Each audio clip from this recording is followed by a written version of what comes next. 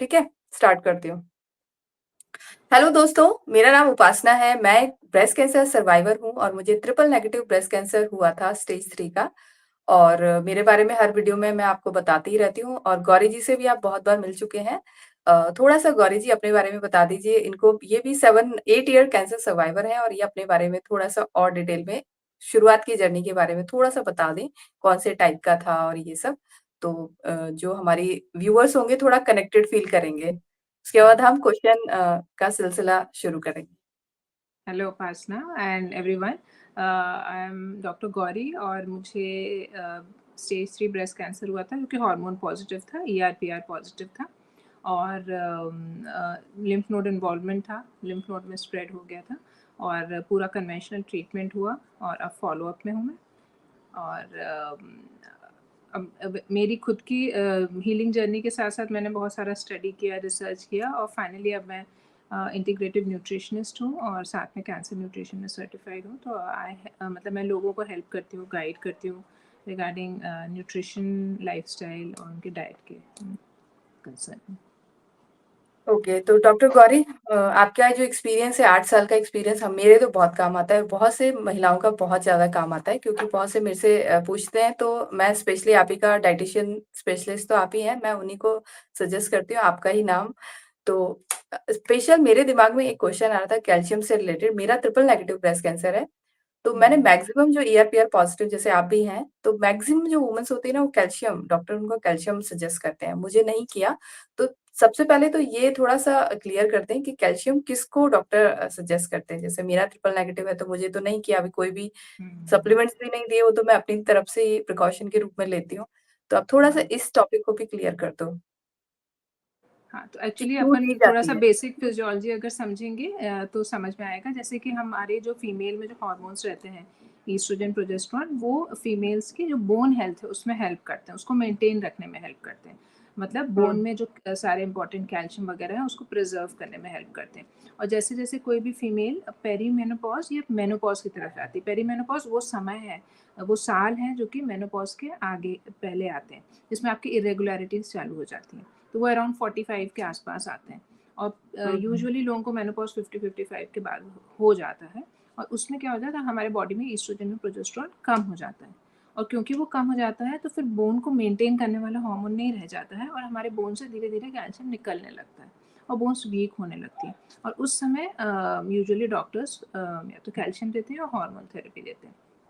तो cancer patients जिनका कि हार्मोन पॉजिटिव है, उनको क्या हुआ है, हार्मोन की प्रेजेंस में कैंसर ग्रोथ हो रही है। तो जो ये मेडिसिन्स खाते हैं, हुँ, हुँ, टैमॉक्सिफेन या लेट्रोजोल, ये क्या कर रही है, ये उस हार्मोन का या तो उस हार्मोन को ब्लॉक कर रही है या हार्मोन का प्रोडक्शन को कम कर रही है।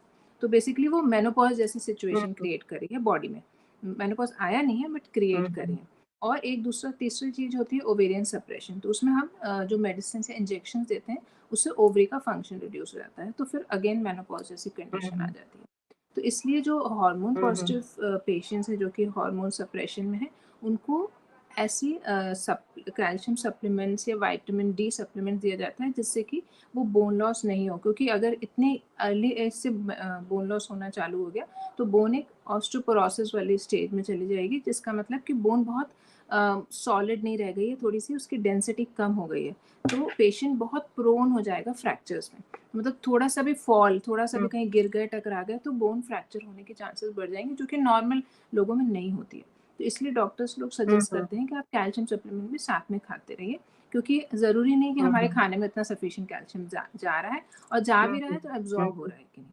तो दो चीज़ें इंपॉर्टेंट हैं। तो अगर वो नहीं हो पा रहा है तो to be on safe side doctors calcium supplement prescribe कर देते हैं। हुँ, हुँ। तो जो तो मेनली जैसे कैल्शियम हाँ, बोलें। बोलिए। तो जो लोग जैसे जो टैमॉक्सिफेन पे हैं, तो टैमॉक्सिफेन थोड़ा कम डैमेज करती है, मतलब उसमें बोन लॉस थोड़ा कम होता है रिलेटिवली टू जो हुँ, एरोमेटेज इनहिबिटर्स, जो लेट्रोजोल वगैरह, एक्सिमेस्टिन खाते हैं। और स्पेशली जो प्री मेनोपॉज वुमेन है, मतलब जिनके भी मेनोपॉज की एज नहीं आई, जैसे 30s में है, लेट 30s में है, उनमें कम बोन लॉस हुँ, करती है। हुँ, और अगर कोई फीमेल ओल्ड है, मतलब उसको ऑलरेडी मेनोपॉज हो हुँ, गया है और वो ER/PR पॉजिटिव है, उसको टैमॉक्सिफेन दे रहे हैं, तो वहाँ बोन लॉस नहीं होता है। नहीं के बराबर होता है, और इनफैक्ट कई बार हेल्प करता है टैमॉक्सिफेन बोन को स्ट्रेंथ। तो वो एक ही कंडीशन है जहाँ पे नुकसान नहीं होता है, वो है कि पोस्ट मेनोपॉज वाली ओल्ड लेडीज में जब टैमॉक्सिफेन ट्रीटमेंट चल रहा हो, तब इतना मतलब जरूरी 50, नहीं है। 49, 50, 49, हाँ 50 50 वाली जो प्लस, महिलाएं हाँ होंगी। 50 प्लस जिनका मेनोपॉज हो 50 गया है प्लस। और फिर ओके। उसके बाद कैंसर डिटेक्ट हुआ है जो कि हार्मोन पॉजिटिव है, तो वो हम्म, तो भी थोड़े सेफ में है। बट अगर प्री मेनोपॉज है और टैमॉक्सिफेन चल रही है तो आपको थोड़ा बहुत बोन लॉस तो उसकी वजह से हो रहा है। पर अगर हम्म, टैमॉक्सिफेन के साथ साथ आपका ओवरी सेपरेशन कर रहे हैं, जैसे टैमॉक्सिफेन भी खा रहे हैं और हर महीने वो ओवरी सेपरेशन का इंजेक्शन भी लग रहा है, तब तो बोन लॉस हो रहा है ऑलमोस्ट लाइक 5 to 8% ऑफ अपना जो बोन का जो वेट है, मतलब बोन डेंसिटी है, वो हर 2 साल में कम हम्म, हो रही है। तो उस केस में कैल्शियम सप्लीमेंट खाना जरूरी है। हम्म, और तीसरा कंडीशन जहाँ पे एरोमेटेज इनहिबिटर दे रहे हैं, हम्म, लेट्रोजोल वगैरह, यहाँ पे तो बोन लॉस हो ही रहा है, इनफैक्ट ज़्यादा ही होता है टैमॉक्सिफेन से, तो इनको भी कैल्शियम सप्लीमेंट डॉक्टर प्रिस्क्राइब करते हैं, उनको खाना चाहिए। नहीं तो क्या होगा, इतनी लंबी चलती हैं दवाइयाँ, ये मस्त। कोई ऐसी महीने 2 महीने की नहीं है जो 5-5 साल चल रही हैं।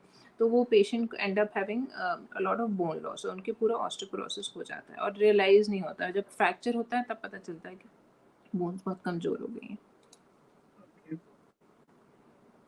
अच्छा, तो हमें पता कैसे चले अगर जैसे किसी को हो भी रहा हो तो वो महिलाएं पता ना लगा पा रही हो, जैसे फ्रैक्चर नहीं हुआ है, कुछ दर्द वगैरह या कुछ जॉइंट पेन देखिए वगैरह एक ऐसा तो कुछ होता जो है अपन को जो ऑस्टियोपोरोसिस का समझ में सिस्टम? आएगा, हाँ जो अपन को समझ में आएगा वो है जैसे कई बोन पेन होने लगेगा, लोअर स्पेशली लोअर बैक में बोन पेन होने लगता है, या आपको वीकनेस लगती रहेगी, हम्म, टायर्डनेस लेथार्जी लगती रहेगी पूरे समय भर, तो वो एक हम्म, इंडिकेशन है कि हम्म, शायद ऑस्टियोपोरोसिस हुआ है। और कई बार लोगों की हम्म, हाइट भी थोड़ी कम हो जाती है, मतलब 1 आध इंच, या उनका पॉस्चर गड़बड़ा जाता है, जैसे ऐसे हंच करके पीठ को ना थोड़ा मोड़ के बैठने लगते हैं, तो ओवरऑल थोड़ा-सा पोस्चर बिगड़ जाता है कई बार। श्रिंक श्रिंक से होने लगता है ऐसा? हाँ, हाँ। तो वो हम्म, सिम्पटम्स हैं। और अगर आपको कंफर्म करना है तो एक स्कैन होता है, डेक्सा स्कैन, जो कि बोन का स्कैन होता है। तो वो करवा लेना ओके। चाहिए, वो सब जगह हो जाता है, कॉमन है। वो करवा लेना चाहिए। अगर ज़्यादा ही डॉक्टर को लग रहा है कि उसको कैल्शियम की कमी हो रही है, तो कई बार ब्लड टेस्ट भी होता है जिसमें कि सीरम कैल्शियम लेवल्स चेक होते हैं। तो वो दोनों चीज़ें करा सकते हैं, तो उससे क्लियर हो जाएगा।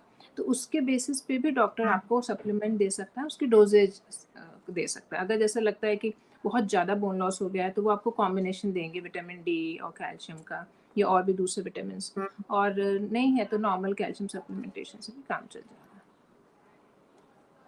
अच्छा, और एक और चीज अपार्ट था जैसे। फ्रॉम कैल्शियम, हाँ जी, कंप्लीट सिर्फ कीजिए, हाँ जी। कैल्शियम ही नहीं, कैल्शियम के साथ विटामिन डी भी लेना चाहिए, क्योंकि वो एब्जॉर्प्शन में हेल्प एब्जॉर्ब। करता है। और कुछ, हाँ विटामिन डी और विटामिन, आजकल विटामिन डी और विटामिन के का कॉम्बिनेशन आता है, तो वो दोनों का कॉम्बिनेशन बहुत अच्छा है अपने कैल्शियम एब्जॉर्प्शन के लिए। और कुछ मिनरल्स हैं जैसे जिंक हुआ, जैसे जिंकोविट जो बहुत कॉमन मल्टीविटामिन है, तो जिंक हुआ, मैग्नीशियम हुआ, ये मिनरल्स भी बॉडी में होने चाहिए। तो क्या होगा, बोन सिर्फ कैल्शियम की नहीं बनी है, बोन कैल्शियम के साथ साथ दूसरे मिनरल्स भी हैं उसमें। तो वो मिनरल्स और प्रोटीन भी एक बहुत इंपॉर्टेंट पार्ट है, मतलब अपने शरीर के हर सेल्स के लिए इंपॉर्टेंट है, तो बोन की सेल्स के लिए भी इंपॉर्टेंट। तो डाइट में प्रोटीन भी अच्छा होना चाहिए, तो वो भी बोन हेल्थ को हेल्प करेगा। अपने ये मिनरल्स, विटामिन और प्रोटीन, ये 3 चीज़ें अगर आप अच्छे कॉम्बिनेशन में लें तो फिर हेल्प हो जाती है उससे बोन हेल्थ की। अच्छा, और एक और चीज जैसे मेरा ट्रिपल नेगेटिव ब्रेस्ट कैंसर है, तो हमारा भी एक अर्ली मेनोपॉज भी आ सकता है। जैसे मुझे तो अभी तक नहीं आया, अभी तक तो स्मूथ चल रही हैं पीरियड्स वगैरह सब कुछ। जैसे बहुत सारी महिलाओं में जैसे लेट अगर टीएनबीसी डायग्नोस हुआ है, जैसे 39 38 में हुआ है, तो फिर उनको अर्ली मेनोपॉज का हो सकता है ना? तो उसमें हम्म। भी कैल्शियम उनके लिए भी इम्पोर्टेंट है ना, कैल्शियम? हाँ, कई बार कुछ लोगों को कीमोथेरेपी की वजह से मेनोपॉज़ हो जाता है, ड्रग इंड्यूस्ड मेनोपॉज़ कहते हैं। तो उस केस में भी, और अगर आपको अर्ली मेनोपॉज़ हो रहा है तो भी आपको फिर कैल्शियम सप्लीमेंट ले लेना चाहिए। तो वो एक फिजियोलॉजिक रीज़न है, मतलब आप जो नॉर्मल बॉडी में जो चेंजेस आ रहे हैं उसके लिए लेना है। आपको किसी दवाई की वजह से नहीं हो रहा है बोन लॉस, तो आप उस हिसाब से ही लें। अननेसेसरीली ज़्यादा कैल्शियम सप्लीमेंट नहीं लें, क्योंकि उसमें फिर स्टोन्स बनने की चांसेस हो जाती हैं। तो उसमें बेस्ट ऑप्शन है जो मल्टीविटामिन्स होते हैं, वो ले लें, क्योंकि उसमें सारे मिनरल्स थोड़े-थोड़े रहते हैं। उसमें कैल्शियम भी होगा, मैग्नीशियम भी होगा सब। एक्सक्लूसिव कैल्शियम सप्लीमेंटेशन ज़्यादा नहीं लें अगर आपको रिक्वायरमेंट नहीं है, ऐसी कोई मेडिसिन नहीं ले रहे हैं तो। अच्छा, एक और क्वेश्चन ऐसे बन जाता है कि जैसे एक दो आई थी मेरे पास लेडीज कि उनको पहले से ही स्टोन है, पथरी है पहले से ही, तो अब उनको हम्म। कैल्शियम भी टैबलेट दे दी गई है, तो फिर वो तो उसकी डबल उसकी वो मदद नहीं करेगा स्टोन में। हाँ, तो उसमें बेस्ट है कि आप अपने जो नेचुरल चीज़ों से जितना कैल्शियम गेन कर सकते हैं ना, जैसे अपनी खाने पीने की चीज़ें, जैसे ग्रीन लीफी वेजिटेबल्स हैं, ये है हम्म अपने बादाम है, सीड्स जो आजकल अपन लोग खाते हैं वो है, और थोड़ा सा हम्म मिल्क प्रोडक्ट्स भी, जैसे लो फैट वाले मिल्क प्रोडक्ट जैसे पनीर हुआ या कर्ड हुआ, इन सब में भी कैल्शियम जाता है। तो इनके थ्रू लें, और जैसे आजकल मोरिंगा भी लोग काफ़ी खाते हैं, मोरिंगा लीव्स और मोरिंगा, तो वो भी उसमें भी अच्छा सोर्स ऑफ कैल्शियम है, उसके थ्रू लें। तो क्या होता है, जब आप नेचुरल हम्म। सोर्सेज से लेते हैं तो प्रॉपर एब्जॉर्प्शन हो जाता है और प्रॉपर जो एक्स्ट्रा बॉडी से निकल भी जाता है। अगर सप्लीमेंटेशन में सॉरी। हाँ जी, कर करिए, बोलिए। तो सप्लीमेंट्स के फॉर्म में लेंगे अगर ऐसे पेशेंट, तो उनमें स्टोन्स होने के चांसेस हैं। तो या तो आप वीक में 2 या 3 टैबलेट्स लें, उससे ज़्यादा नहीं लें। अब जैसे उन उन पेशेंट्स हम्म को फिर पालक नहीं लेना चाहिए। पालक में हालाँकि कैल्शियम है, बट उसमें हम्म कुछ ऐसे केमिकल्स भी हैं जिससे कि वो एक्यूमुलेट हो जाएगा, वो रह जाएगा बॉडी में, स्टोन्स हो जाएँगे। तो वो चीज़ें, हम्म पालक वाली चीज़ें ना लें, दूसरी ग्रीन वेजिटेबल्स वगैरह ले लें। और अपनी एक्सरसाइज करते रहें। एक्सरसाइज बहुत इंपॉर्टेंट है, क्योंकि बोन का क्या है, बोन को एक जब आप एक्सरसाइज करते हैं तो एक सिग्नल जाता है कि हमको स्ट्रेंथ चाहिए इस बोन में, इस बोन का काम है। तो चाहे हम्म आप जैसे वॉकिंग करें, स्विमिंग करें, डांस करें हम्म या योगा करें, इनमें से कोई भी एक्सरसाइज करेंगे तो बोन को एक सिग्नल जाएगा, उसका काम है कि उसका, तो फिर बोन अपने आप को स्ट्रांग रखने की कोशिश करेगी, कैल्शियम डिपॉजिट रखेगी उस पर। तो एक्सरसाइज बहुत इंपॉर्टेंट है। हम्म। सप्लीमेंट्स तो ठीक है, अपन लेंगे ही लेंगे, पर अगर आप एक्सरसाइज नहीं कर रहे हैं तो वो बोन वैसे भी धीरे धीरे धीरे यूजलेस होती जाएगी। अपन कोई भी शरीर का हिस्सा अगर यूज नहीं करेंगे तो वो धीरे धीरे सिकुड़ जाता है, इतना काम नहीं करता है। तो वैसे ही बोन्स का भी हाल है। हम्म। तो कैंसर पेशेंट्स में तो बहुत स्ट्रेंथ इंपॉर्टेंट है। एक्सरसाइज मस्ट इम्पोर्टेंट है। हम्म बहुत सारे रिसर्चेस भी तो सामने आ चुकी है ना, ये स्ट्रेंथ एक्सरसाइज हम्म। हम जैसे ब्रेस्ट कैंसर सर्वाइवर्स के लिए तो बहुत हेल्पफुल हो रही है, मतलब बहुत अच्छी रिसर्च सामने आई है इसकी। तो और उसका एक हमारी और फायदा बॉन है कि बोन। मसल्स भी बिल्डअप होती हैं, तो आपकी बोन्स को प्रोटेक्ट हम्म करती हैं। बोन्स तो अपने आप में स्ट्रांग हो ही रही है, और मसल बिल्डअप होने से भी हम्म वो बोन्स को प्रोटेक्ट कर रही हैं। तो एज, जैसे एजिंग होती है, चाहे आप मतलब हार्मोन पॉजिटिव हो या ना हो, 40 के बियॉन्ड तो आपको स्ट्रेंथ ट्रेनिंग स्टार्ट कर देनी चाहिए अपनी मसल्स को स्ट्रांग करने के लिए। तो उससे भी कई बार फ्रैक्चर्स बच जाते हैं, क्योंकि अगर आप हम्म गिरे भी तो आपकी मसल्स प्रोटेक्ट कर लेंगे आपको। हम्म। नहीं, और एक ये हेल्दी वे भी है, मतलब आप 40, जैसे अब मैं 40 की हो जाऊंगी नवंबर में, तो मैं 40 के बाद मतलब एक तरह से मेनोपॉज की तरफ बढ़ ही रही हूँ मैं आगे भविष्य में। हम्म तो कैल्शियम तो हम्म हमारे लिए मस्ट इम्पॉर्टेंट हो जाता है। जैसे पहले की महिलाओं को तो पता भी नहीं होता था ना कैल्शियम की वैल्यू, हम तो वही खान पान से ही पूरा होता था, हाँ हाँ। ऐसा होता था। और स्ट्रक्चर बदल जाता था, पहले की महिलाओं को पता भी नहीं होता था, जैसे आप कह रहे हो ना स्ट्रक्चर पहले में के जो लेडीज काम कितना करती थी, तो वो हम्म। एक्सरसाइज से ज्यादा ही काम कर लेती थी। उनके हाउस होल्ड हाँ, वर्क है, सही कह उठा, रहे आप चीजों को उठा रहे हैं, ये भी अपने आप में एक एक्सरसाइज है। आजकल तो उठाना भी बहुत कम हो गया है, हर हो, चीज काम को हो गया व्हील से है। ड्रैग कर रहे हैं, ज्यादा उठाते ही नहीं है वेट। पहले वेट उठाना हम्म। और वो सामान, वो चक्की चलाना वगैरह, वो सब अपने आप में बहुत अच्छी एक्सरसाइज है। शायद उनको एक्सरसाइज। जरूरत ही नहीं पड़ती होगी, क्योंकि बॉडी इतना स्टिमुलेशन मिल जाता है बोन्स को कि उनके बोन्स स्ट्रांग, और खाने पीना तो डेफिनेटली अच्छा रहता है। हम्म। और जो अपन सही आजकल है। खाना खा रहे हैं उसके कारण शरीर में एसिडिक एनवायरनमेंट भी रहता है, एसिडिटी भी रहती है। एक तो पेट में भी एसिडिटी रहती है, जो अपन ऑयली और जंक हम्म फूड, और एक ओवरऑल बॉडी में एक एसिडिक एनवायरनमेंट होता है। तो क्या होता है, अगर बॉडी में एसिड एसिड एनवायरनमेंट है ना, तो अब वो उसको कैसे न्यूट्रलाइज करे। तो न्यूट्रलाइज करने के हम्म लिए बॉडी का एक तरीका है कि वो बोन से कैल्शियम निकालता है। तो वो कैल्शियम हम्म। जाके फिर उसको न्यूट्रलाइज करती है। तो आपकी एसिडिटी को ठीक, शरीर के एसिडिक एनवायरनमेंट को ठीक करने के लिए आपकी बोन्स वीक होती चली जाती है। इसलिए जिनको बहुत प्रोलॉन्ग्ड एसिडिटी होती है, या जो ऐसे एनवायरनमेंट हम्म स्ट्रेस में रह रहे हैं जिससे बॉडी एसिडिक हो रही है, उनमें भी बोन्स वीक हो जाती है। और कैंसर डायग्नोसिस तो अपने आप में एक स्ट्रेस है ही, तो वो चीज़ भी अपन को हम्म। कम रखनी चाहिए। सही है। तो ये कैल्शियम का एक कॉन्सेप्ट था जो क्लियर नहीं था बहुत सारी महिलाओं का, इवन मेरा भी, तो आपने बहुत अच्छे से इसको मेरा कॉन्सेप्ट क्लियर किया, और कैल्शियम की इम्पोर्टेंस पता चली क्यों है हमारे लिए इतना इम्पोर्टेंट। तो thank you very much doctor Gauri. और अगर डॉक्टर गौरी से अगर आपको किसी को भी जुड़ना हो तो आप इनसे कांटेक्ट कर सकते हैं। एक बार अपना इससे रिलेटेड एक इंट्रोडक्शन जरूर दे दें डॉक्टर गौरी, आप अपना।